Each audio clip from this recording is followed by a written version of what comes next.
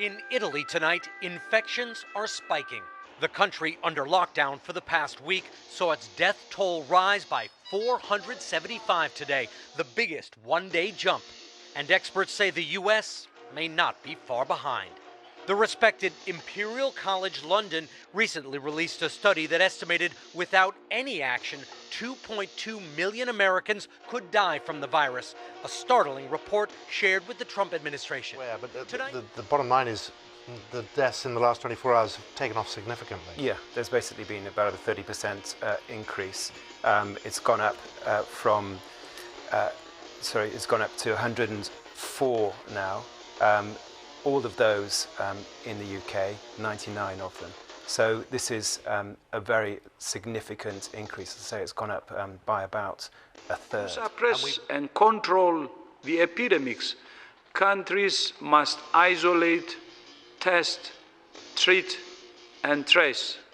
If they don't, transmission chains can continue at a low level, then resurge once physical distancing measures are lifted.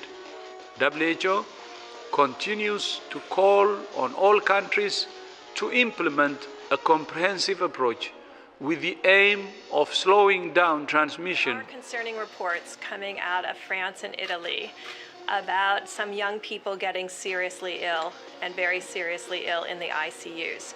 We think part of this may be that people heeded the early data coming out of China and coming out of South Korea that the elderly or those with pre-existing medical conditions were at particular risk.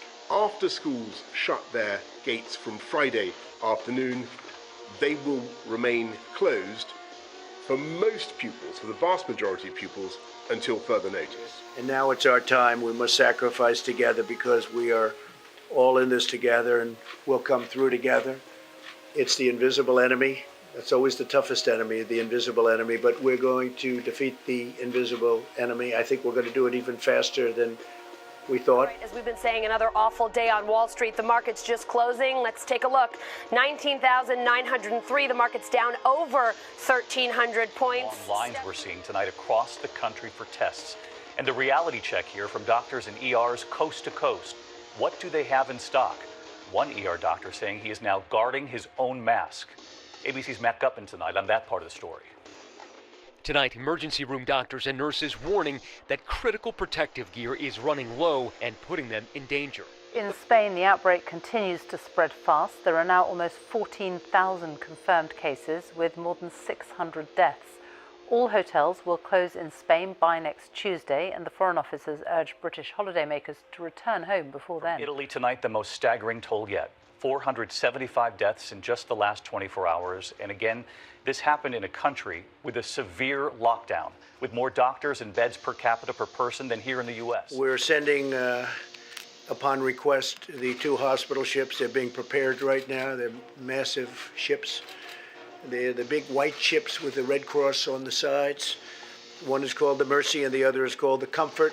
And they are in tip-top shape. They soon will be. They're getting ready to come up to New York. I spoke with them. A weekday, a working day, but the centre of London is empty as people work from home to avoid spreading COVID-19. Out in the suburbs, it's a different story. I couldn't work without the internet for conference calls and emails and everything. Touchstones of normal life vanishing before our eyes. The Senate late today approved the first interventions for Americans caught financially flat-footed by this pandemic. It comes as officials warn the number of infected Americans will soar, largely as the pace of testing increases. Hospital ships are now being mobilized to ease the strain on the medical system. The military stepping in with critical supplies, but the reality tonight is this crisis is getting worse. And what to move to a position where a travel ban will be placed on all non-residents, non-Australian citizens coming to Australia, and that will be in place from 9 p.m. tomorrow evening. Contingency plan by the Trump administration for the possibility that this pandemic could flare for 18 months or longer and include multiple waves of illness. In a very dramatic way in Europe, you have the outbreak goes like this, and then it spares up like this, and then after a while it goes down. if it's left to its own devices, you'll get the maximum peak, a lot of suffering, a lot of illness, a lot of death. Surgeon General is now admitting something that you have been saying for a while, which is that we're now on a point on our own epidemiological curve where you can basically see our future by looking at the timeline of where Italy was about 10 days or 2 weeks ago. That people who are in that incubation period, aka asymptomatic, we know that they can transmit. And we certainly know that people with, once they do start having symptoms, early and mild, also can transmit. Some research that has come out shows that in fact, the viral shedding, which is a measure of transmissibility, is high in asymptomatic individuals. Northern Italy is the richest part of Italy. It's not some backwater when it comes to advanced medicine or advanced anything. I mean, that's where they make the most expensive yachts in the world. That's literally where they make Ferraris. And there are big modern hospitals there full of lots of fully qualified doctors and world-class equipment. And that place is where they are now losing more than 300 people a day, 475 deaths in the last 24 hours. Reporter Chico Harlan wrote this up today for the Washington Post with the last line that'll put your heart in your throat. Quote, even as lockdown measures have gradually slowed the number of new cases, the country's death toll has exploded, more than tripling in the span of a week. Italy's death toll is increasing exponentially in a way that mirrors the growth of total cases earlier this month, as people lose battles with the disease after several weeks. On Monday the 23rd, the New York Stock Exchange has decided to close the trading floor. But, Wolf, electronic trading will continue. So the market is not being closed. Only the floor. Nurses say they're running out of needed supplies, things like life-saving ventilators.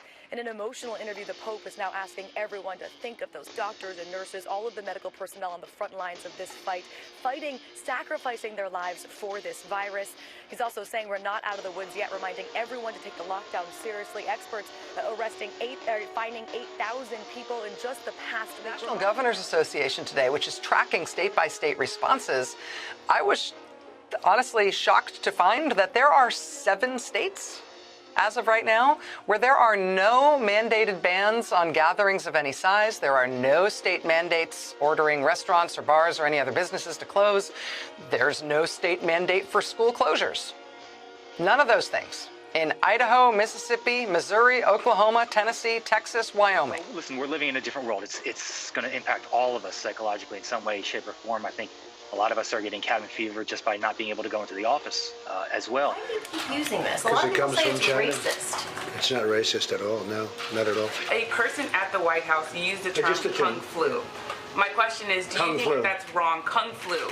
And do you think using the term Chinese virus, that puts Asian Americans at risk, that people might target them? No, not at all. I think they probably would agree with it 100%. It comes from China. Just announced on Twitter a temporary closing of the northern border to all non-essential traffic. The president saying this is being done by mutual consent with the Canadian government, temporarily closing our northern border with